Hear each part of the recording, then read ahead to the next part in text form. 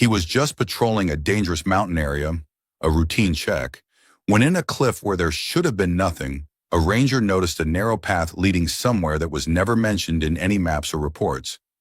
A house built directly into the mountain, signs of precise calculation, and a discovery inside that shocked him. Write in the comments what you would do in his place and where you are watching from, and subscribe so you don't miss what happens next. The patrol had begun like dozens of others before it, with no hint that the day would leave a permanent mark on his memory. The ranger moved through the mountains in the early hours of the morning, when the air was still cool and the light had not yet reached the lower valleys. This section of the range was known for its instability. Rock falls were common here, especially after seasonal temperature changes, and the trail he followed had been flagged more than once as a problem area.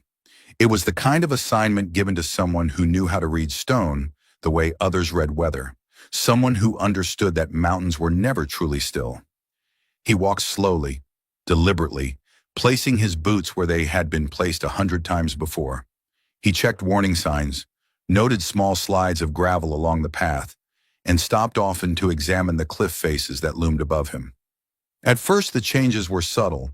A thin scatter of fresh stones lay where the ground had been clear the previous week. A hairline crack traced a new line across a familiar slab of rock. He crouched, touched it with his fingers, and felt the faint vibration that sometimes ran through unstable stone. Not quite a tremor, more like a distant echo. As he continued, something else caught his attention. The marks were wrong. Near the base of the cliff, where no official trail passed, he saw footprints pressed into the dust. Not animal tracks, but boots. Human, fresh. That alone was enough to make him stop. This area was restricted, dangerous enough that even experienced hikers avoided it. He scanned the ground and found more signs. A cigarette butt crushed carefully beneath a heel, a strip of insulation tape stuck to a rock, as if someone had dropped it while working with cables or equipment. None of it belonged here. He straightened and followed the line of the cliff with his eyes, and that was when the landscape itself seemed to contradict him. From this angle, he could see a narrow line running along the rock face, so thin that it nearly disappeared into shadow. At first glance it looked like a trick of light, a natural ledge perhaps, but the longer he looked, the more wrong it felt. The line was too even, too intentional. Nature rarely carves such clean, continuous paths. He pulled out his tablet and checked the digital map. The area showed nothing but bare cliff. No trail, no service path, no access route of any kind. He zoomed in, cross-referenced it with older survey data, then with emergency access plans. The line was not there. According to every official document, what he was seeing did not exist. The sensible choice would have been to mark the anomaly and report it later. But he was a ranger, and ignoring a potential hazard was not an option. If someone had carved a path into this cliff, it meant unauthorized access to one of the most unstable sections of the mountain. If someone was using it, they were risking their life, and possibly the lives of others below. He approached the base of the cliff carefully, testing the ground with each step. The entry point to the ledge was barely wide enough to stand on, a small platform where the rock had been flattened, just enough for a person to transfer their weight. He knelt and examined the stone. Tool marks were faint but unmistakable. This was not erosion. This was work. The drop beneath him fell away into mist. Even in daylight, the depth was hard to judge, and he knew better than to try. He pressed one hand against the rock wall, feeling its texture, its cold solidity, and shifted his weight onto the ledge. The path was narrower than it had appeared from a distance, barely wider than his boot. There were no railings, no anchors, nothing but stone between him and the void. He moved sideways inch by inch, keeping his body close to the cliff. The mountain seemed to breathe around him. Somewhere water dripped steadily, a slow, patient sound. Small fragments of stone loosened under his feet and vanished into the fog below without a sound. The ledge curved gently, following the contour of the rock, and as he progressed, the sense of isolation grew heavier. This was not a place built for comfort or ease. It was a place built because someone had needed to be here. The first hint of the structure came as a change in color. Lighter stone interrupted the dark face of the cliff, irregular shapes that did not match the surrounding rock. As he moved closer, the shapes resolved into masonry. Weathered bricks and stone blocks, fitted together with care, their edges softened by years of wind and frost. Then came the outline of a wall, then a window set deep into the rock, its frame cracked but intact. The house revealed itself gradually, as if the mountain were reluctantly letting it be seen. It was not built against the cliff, it was built into it. The rock formed part of the walls, part of the roof, embracing the structure like a shell. The design was precise, calculated. This was no shack thrown together by a desperate recluse. Every line suggested engineering, planning, purpose. He stopped a few meters from the door and studied it. The building was old but not ruined. The masonry held firm. Ventilation pipes disappeared into narrow channels cut into the stone. Metal anchors were embedded where reinforcement would be needed. The path itself led directly to the entrance, as if this house were the reason the ledge existed at all. A strange quiet settled over him. He was acutely aware of how far removed this place was from everything else. No road, no visible supply route, no easy way in or out. Whoever had built this had done so knowing the cost, knowing the risk. He checked the door. It was not forced. The lock was old but intact. As he stepped closer, a small detail made his breath catch. On the stone threshold, where dust should have settled undisturbed, there was a partial footprint, fresh enough that the edges had not yet blurred. Someone had been here, recently. He stood there for a long moment, the wind tugging at his jacket, the mountains silent around him. Reporting the find would be the correct procedure. Turning back would be the safest choice, but every instinct he had told him that this place mattered, that whatever lay beyond that door was not meant to be forgotten. He reached out, pushed the door open, and crossed the threshold, unaware that with that single step, he had entered a story that had been waiting years for someone to finish it.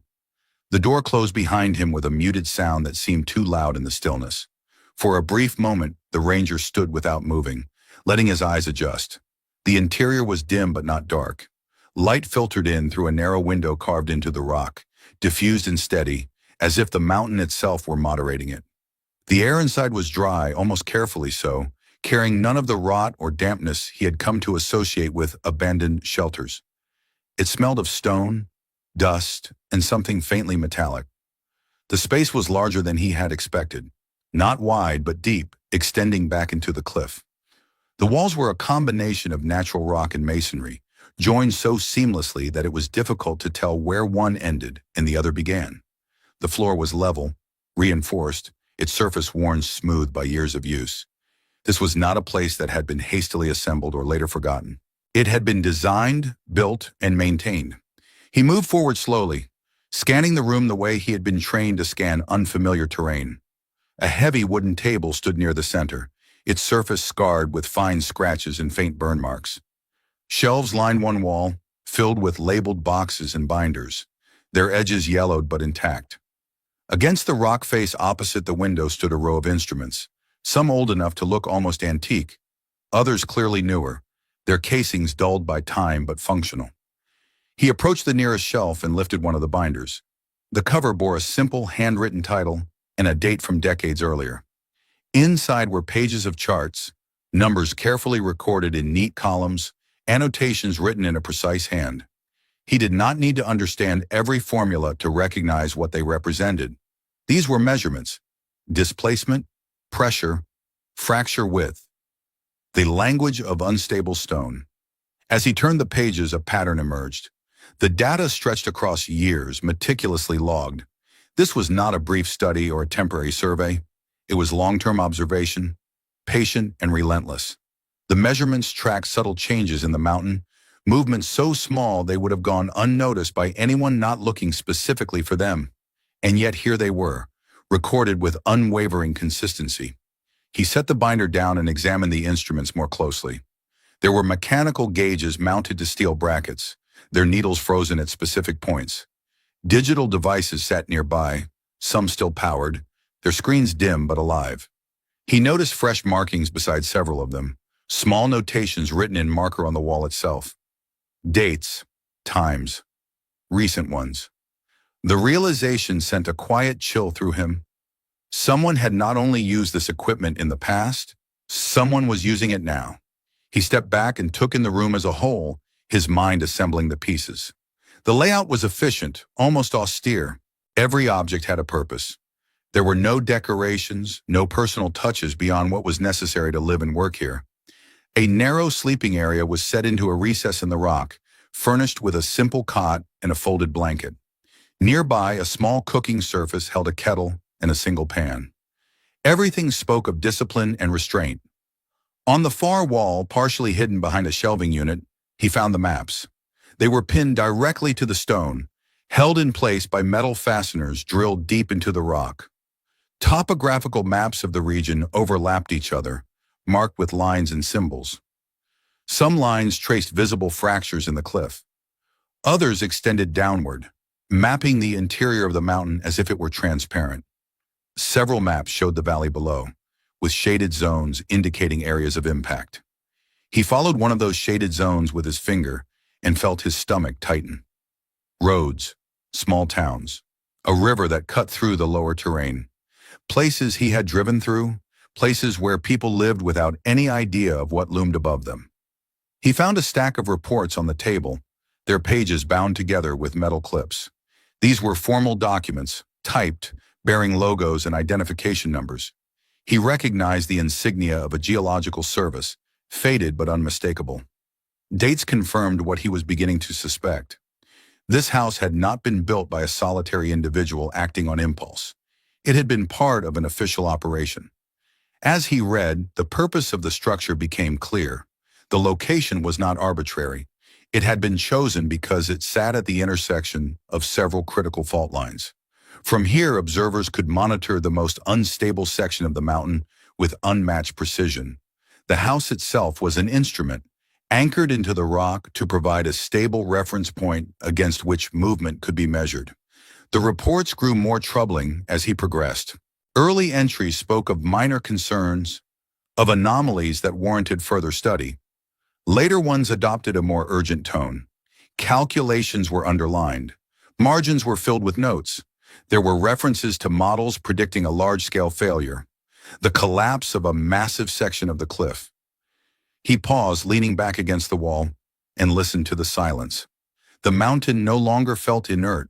It felt tense, as if holding something back. One report, marked with a red tab, summarized the findings in stark terms. In the event of accelerated movement, the resulting rock slide would not stop at the base of the cliff. It would cascade downward, gathering force, spreading debris across the valley floor. Evacuation would be necessary. Infrastructure would be destroyed. The risk was not hypothetical. He read the conclusion twice, then a third time. It was dated many years ago. Why then was the valley still populated? Why were there no warning signs, no reinforced barriers, no emergency protocols in place?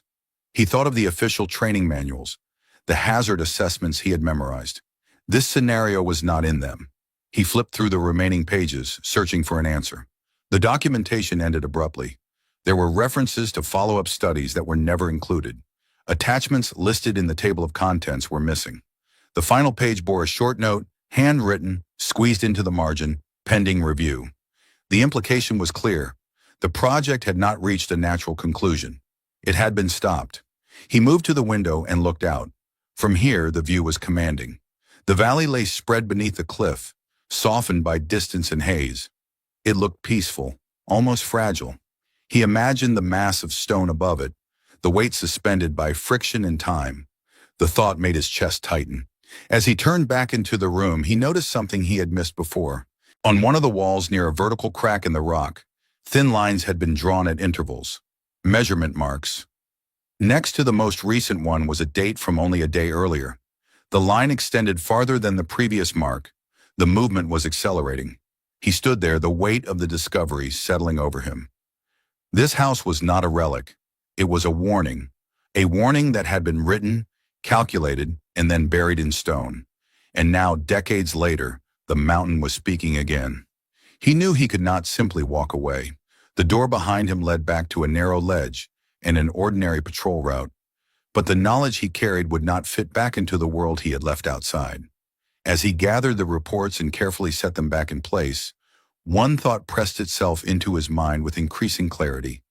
If this data was real, and he believed it was, then everything that followed would depend on what he chose to do next. And somewhere not far from this silent room carved into the rock, the mountain continued its slow, patient movement toward a reckoning no one below was prepared for. The ranger did not leave the house right away. The door stood closed behind him, the narrow window framing the valley like a distant, indifferent witness. What he had seen could not be unseen, and more importantly, it could not be dismissed as the eccentric work of a lone observer. The documents, the instruments, the calculated placement of the structure itself all pointed to something larger, something official. Yet none of it existed where it should have existed most of all, in the records he had been trained to trust. He returned to the table and began to sort through the materials with a more deliberate intent. Not to understand the geology alone, but to reconstruct a story. Every project left traces beyond raw data. There were rhythms to paperwork, habits of institutions, patterns that repeated themselves no matter the era. He had learned that during years of dealing with land disputes, environmental assessments, and quietly abandoned initiatives that no one liked to talk about afterward. He started with the earliest reports.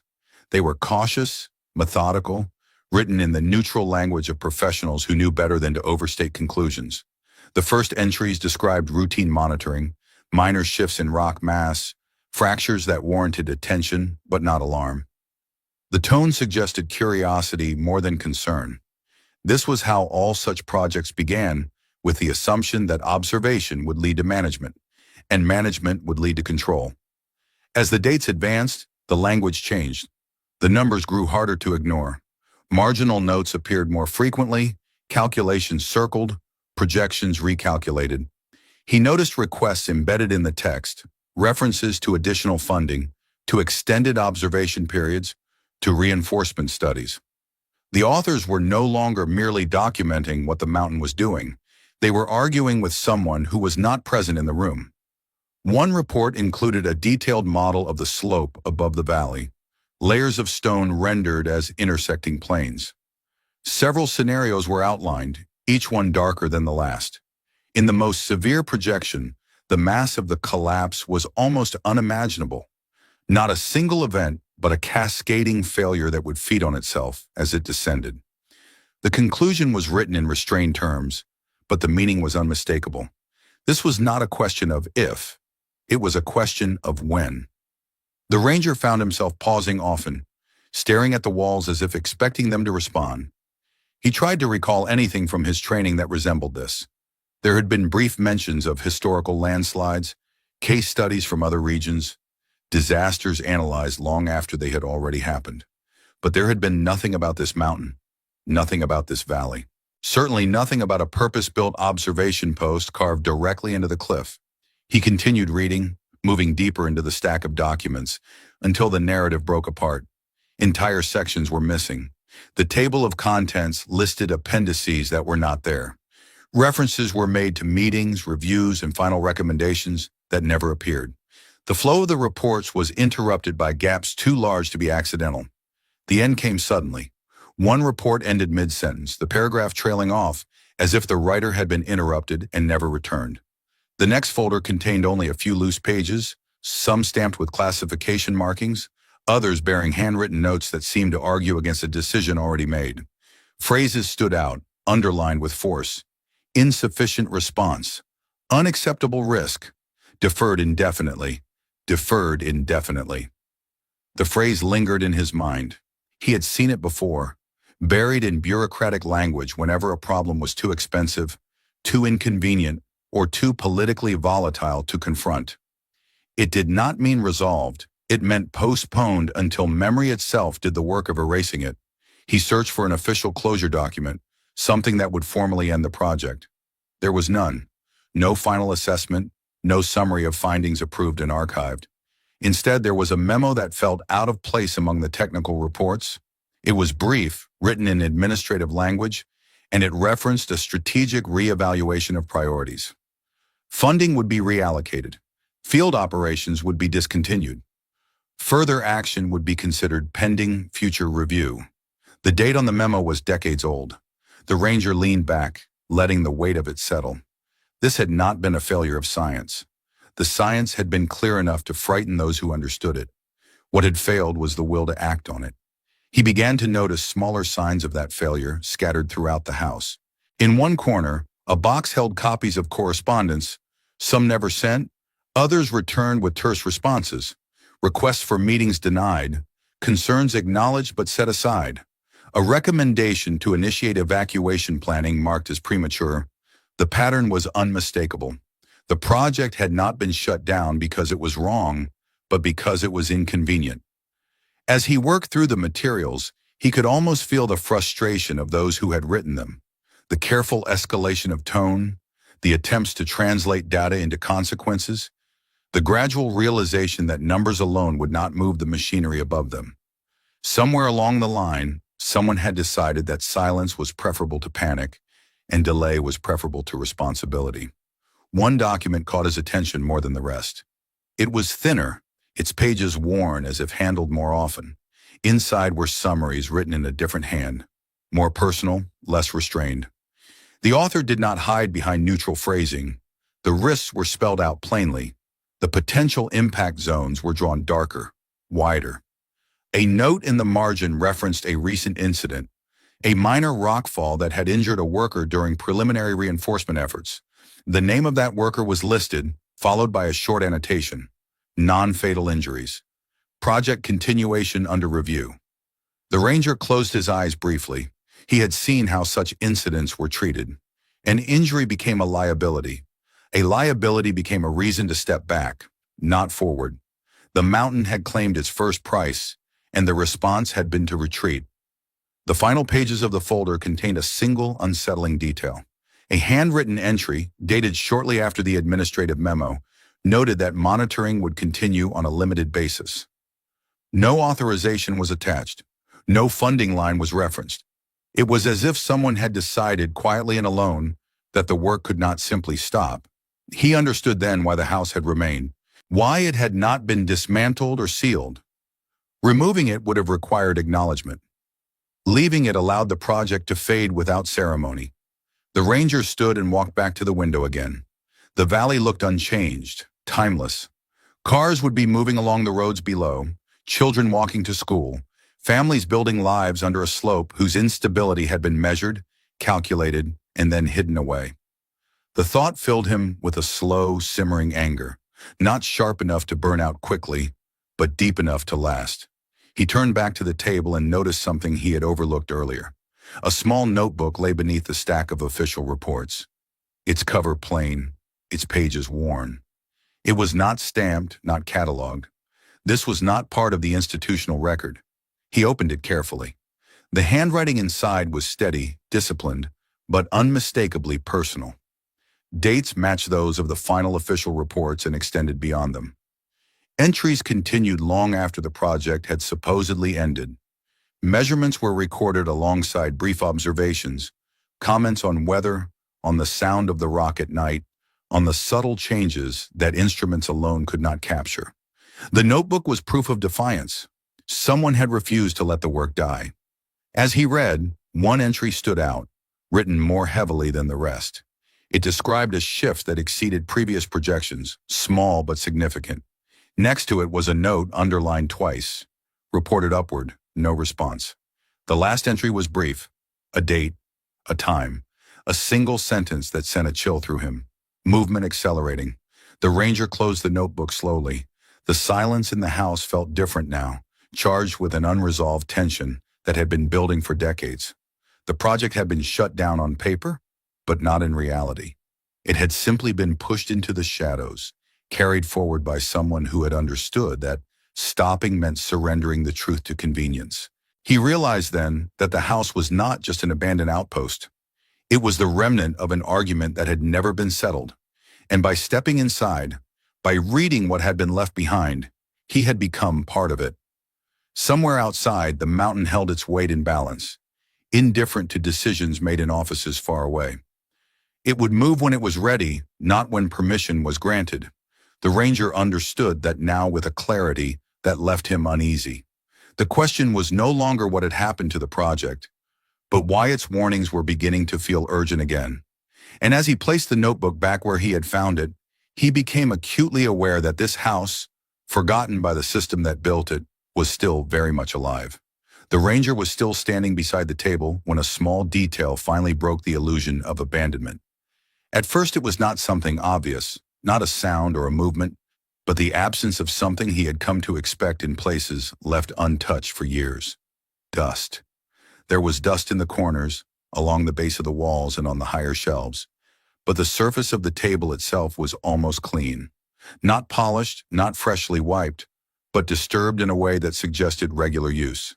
Someone had been careful without being obsessive. He moved slowly through the room again, this time not as an investigator of the past, but as an observer of the present. Near the entrance, where the light from outside fell at an angle, he saw faint impressions in the fine layer of grit on the floor. Boot prints, not sharp enough to identify a tread, but recent enough that their outlines had not yet softened. They led inward, then back toward the door, as if the person who made them had left only shortly before he arrived. The ranger felt his awareness sharpen. Every sound took on weight. The faint whistle of wind through unseen cracks in the rock. The distant tap of water somewhere deeper in the cliff. His own breathing, steady but louder than he liked. He forced himself to move calmly, resisting the instinct to rush, to search quickly and be done with it. Whoever was using this place had done so quietly, deliberately. Careless movement now would only blind him to further signs. He examined the sleeping area more closely. The blanket on the cot was folded, not neatly arranged for display, but rolled with practical precision, as if it had been set aside after use. A pillow bore the shallow impression of a head. On a small ledge carved into the stone beside the cot lay a book, its spine cracked, a page folded over near the middle. It was not a novel, but a technical manual, its margins filled with small notes written in the same hand he had seen in the notebook. Nearby, a pair of work gloves hung from a metal hook. They were worn, the leather darkened by years of use, but the fingertips showed recent scuffs. Beneath them, on a crate repurposed as a stool, sat a mug. The residue inside was dry but fresh enough that it had not yet hardened completely. The smell of burnt coffee lingered faintly. The ranger straightened and scanned the room again, this time with a growing sense of intrusion. This was not simply an old research post left behind by history. It was someone's home. Sparse, uncomfortable by most standards, but lived in with intention. The items present were limited, but none were accidental. Everything had a place, and everything suggested a routine. He followed that routine outward, toward the instruments. Several of the devices showed signs of recent adjustment. A gauge had been reset, its needle aligned precisely with a new marking. A digital reader displayed a timestamp from the previous evening. The numbers on the screen were not reassuring. Even without full analysis, he could see that they exceeded earlier values recorded in the reports. On the wall beside the vertical crack in the rock, new measurement lines had been added. The older ones were faded, their dates nearly illegible. The newest stood out sharply, dark against the stone, accompanied by a date from 2 days earlier. The distance between the last two marks was greater than any before them. The ranger felt a tightening in his chest. Whoever was here had not stayed out of stubbornness or nostalgia. They were watching something unfold. He moved into the small cooking area and found further confirmation. A stack of canned food sat in a recessed shelf, organized by type and date. Several cans were missing from the front of the row, replaced by others moved forward to take their place. A container of dried supplies was open, its seal broken cleanly. On a hook near the wall hung a jacket, heavier than his own, dusted with fine stone powder. It was warm to the touch. He froze. The warmth was subtle, easily dismissed as imagination, but he knew better. Stone held cold. Fabric did not warm itself. Someone had been wearing that jacket not long ago. For a moment he considered calling out, announcing his presence. The thought passed quickly. If the occupant of this house had chosen to remain hidden for decades, startling them might provoke a response he was not prepared for. He was armed only with his training and his authority, and here, in this carved-out fragment of mountain, authority felt thin. Instead, he retreated a step and listened. Nothing. No footsteps, no voices, No movement beyond the slow, eternal noises of the rock itself. The house felt empty, but in a way that suggested absence rather than abandonment. He turned back toward the table, drawn again to the documents, and noticed something new. A stack of papers he was certain had not been there before now lay neatly aligned at the edge of the workspace. They were not official reports, not bound or labeled. Loose sheets covered in handwritten calculations and annotations. The ink was dark, unfaded, fresh. He lifted one page carefully. The handwriting matched that of the notebook, but the content was different. These were not observations. They were projections. The numbers marched across the page in tight formations, feeding into a final figure circled heavily at the bottom. He did not need to understand the mathematics in detail to grasp the implication. The threshold was approaching. As he set the papers down, his eye caught a photograph tucked beneath them. He pulled it free and examined it in the filtered light. The image showed a group of people standing at the base of the cliff many years ago. They wore helmets and carried equipment, their expressions serious but composed. On the back of the photograph, a date was written, along with a location name he recognized. One of the figures had been marked with a small pencil circle. That person stood slightly apart from the rest, closer to the rock face, as if already drawn to it. The ranger studied the face, committing it to memory. There was intelligence there and resolve. A man accustomed to thinking in terms of consequences rather than comfort. He returned the photograph to its place and stepped back toward the entrance. The narrow ledge beyond the door lay quiet, the mist shifting slowly below. He stood there, half inside the house and half out, weighing his next move. A sound reached him then, so faint he almost dismissed it as imagination. A small scrape, distant but distinct, carried through the rock. It was followed by the soft clatter of stone against stone, not falling, but being moved. The ranger's pulse quickened. The sound did not come from within the house. It came from somewhere outside along the cliff, perhaps further along the ledge or above it. Whoever lived here was not gone. They were close. He eased the door shut without fully closing it, careful not to let it latch. His hand rested against the stone wall, grounding him. Every instinct urged caution, but retreat felt wrong. Too much was at stake. Too many questions remained unanswered. He took one last look around the room, imprinting its details in his mind. This place was no longer a mystery defined by absence. It was defined by presence, by the quiet persistence of someone who had chosen to stay when the system had walked away. As he stepped back inside and moved toward the far wall, drawn by the fresh markings and the new calculations, one thought pressed itself forward with undeniable clarity. The house was not empty, and it had never truly been. It was a living outpost, a final watchtower maintained by a man who believed that knowledge carried responsibility, even when the world refused to listen. And somewhere beyond the thin barrier of stone, that man was still watching the mountain, waiting for the moment when the truth could no longer be ignored. The ranger did not leave the house that night. The decision was not made all at once, but grew out of the slow accumulation of facts that no longer allowed him the comfort of distance. The house was occupied, the data was current, and the danger was real. Walking away would not restore the illusion of normality he had carried with him along the patrol route. It would only postpone an inevitable reckoning. He remained inside, moving carefully, deliberately, as if the walls themselves were listening. He gathered the loose papers from the table and arranged them in chronological order, aligning dates, cross-checking figures, building a clearer picture of the person who had written them. The handwriting was consistent across decades, disciplined and restrained, devoid of unnecessary commentary. This was not the work of someone driven by obsession alone. It was the work of a professional who had never stopped being one. He returned to the shelves and began examining the personal materials with greater attention, not searching for sentiment, but for identity. In a narrow wooden box pushed to the back of a shelf, he found documents folded and refolded until the creases had softened. An old identification badge lay at the bottom, its photo faded but still legible. The name meant nothing to him at first, but the affiliation did. It belonged to the same geological service whose insignia he had seen stamped on the reports. The badge was expired, by decades. He held it for a long moment, weighing its significance. This man had not been an outsider trespassing on protected land. He had once been part of the system entrusted with understanding and managing it. Whatever choice had led him here, it had not begun in isolation. The ranger found more fragments. Letters written but never sent, their envelopes blank, their contents precise and controlled. They addressed no one directly, instead outlining concerns, summarizing findings, repeating conclusions already buried in official reports. The tone suggested a man who still believed, at least at first, that reason would prevail if presented clearly enough. Other papers told a different story. They were dated later, their margins tighter, the language more stripped down.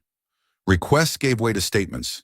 Statements gave way to records meant for no one but the writer himself. Somewhere between those phases, trust had been severed.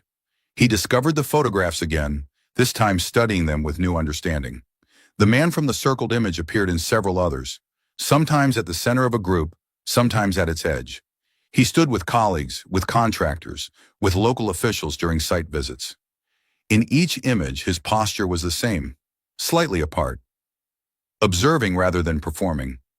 One photograph showed the aftermath of a small rockfall. Equipment lay scattered at the base of the cliff.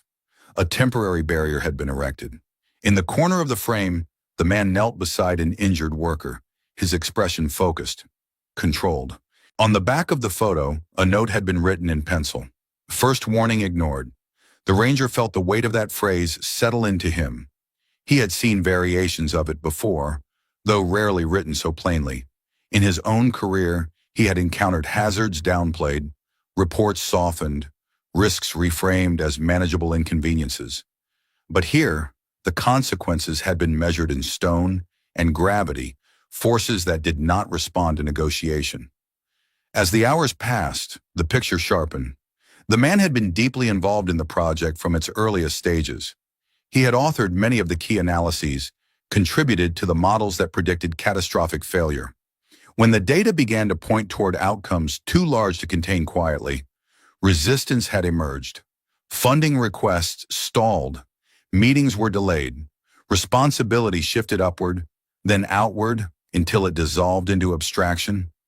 The incident with the injured worker had changed everything. Though no one had died, the event had introduced fear into the equation, fear of liability, fear of public scrutiny. Rather than strengthening the project's mandate, it had weakened it. The safest course from an administrative perspective had been to step back. The man had not stepped back. The ranger pieced together the aftermath from scattered notes and dated entries. The project was officially suspended. Access to certain data was restricted. Personnel were reassigned. The house, deemed too expensive and dangerous to dismantle, was left behind as a temporary structure awaiting a decision that never came. At some point after that, the man had made his own decision. There was no dramatic declaration recorded, no manifesto or statement of intent. Instead, there were practical notes, supplies needed, maintenance schedules, adjustments to instruments to compensate for the absence of institutional support. He had adapted the house from an official outpost into a personal observatory, one designed to operate quietly, indefinitely. The ranger felt a strange mixture of admiration and unease. This was not the romantic isolation of a hermit seeking peace. This was a deliberate withdrawal from a system that had failed to act, motivated not by despair, but by a sense of obligation that refused to expire along with a badge. He continued reading, drawn deeper into the man's private record. Entries described the mountain in intimate terms, not poetically, but attentively. Sounds at night, vibrations felt through the floor, changes in the way water moved through cracks after heavy rain. These observations supplemented the instruments, adding context numbers alone could not provide. There were also references to people. Rare, brief mentions of hikers guided away from unstable areas. Lost climbers redirected toward safer routes. Supplies acquired through intermediaries, always careful to avoid drawing attention. The man had not disappeared from the world entirely. He had simply positioned himself where he believed he could do the most good with the least interference. The ranger reached the section marked by a different color of ink. The writing here was heavier, more urgent. The entries grew more frequent. Measurements were taken daily, sometimes hourly. The tone shifted from cautious observation to watchful anticipation. The mountain, it seemed, was approaching a threshold. One page in particular stood out. It contained a detailed calculation, followed by a short paragraph written without numbers. If the acceleration continues, response time will be insufficient. The warning must reach someone who cannot ignore it. The ranger closed his eyes. He understood that sentiment too well. Warnings meant nothing unless they reached someone willing to act on them.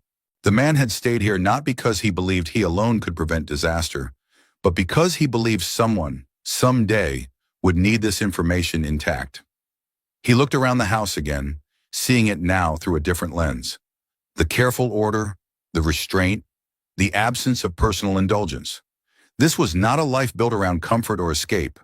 It was built around endurance, around the idea that responsibility did not end when the system withdrew its recognition. A soft sound reached him again, closer this time. Stones shifting, not falling. A deliberate step. The ranger did not turn immediately. He did not call out. He remained where he was, listening, his mind racing through possibilities. If the man returned now, what would he say? What authority did he truly have here? He was a representative of the very system that had abandoned this place. Yet he felt no fear, only a growing sense of gravity. Whatever happened next, this meeting had been inevitable. Two lines drawn from opposite ends of the same failure were finally converging. He gathered the most critical documents and placed them carefully on the table, not to hide them, but to show that he had understood their importance. Then he stepped back, positioning himself where he could be seen clearly from the doorway. The house was silent again, but the silence felt different now, expectant, charged. The ranger knew one thing with certainty as he waited. The man who had built his life into this mountain was not mad, not lost, and not irrelevant. He was the last remaining witness to a truth that had been deliberately buried. And if the mountain continued on its present course, that truth would soon demand to be heard.